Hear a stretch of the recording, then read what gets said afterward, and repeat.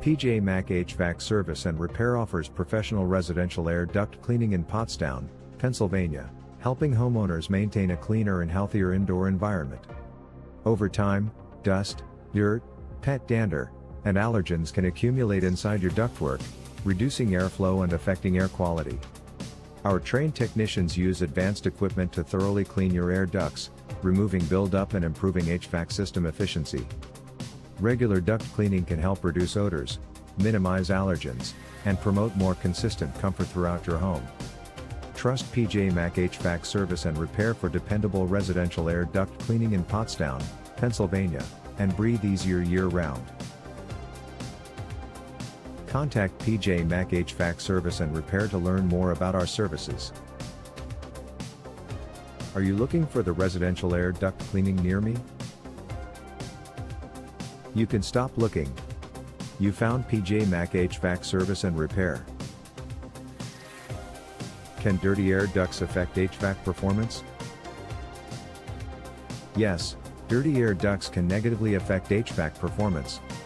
When dust and debris build up inside ductwork, airflow becomes restricted, causing your system to work harder to heat or cool your home.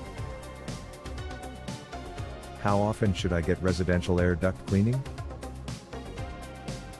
Most homeowners in Pottstown, Pennsylvania should schedule residential air duct cleaning every 3 to 5 years. However, some homes may need more frequent cleaning, especially if there are pets, smokers, allergy concerns, or recent remodeling projects. What is your residential air duct cleaning in Pottstown, Pennsylvania?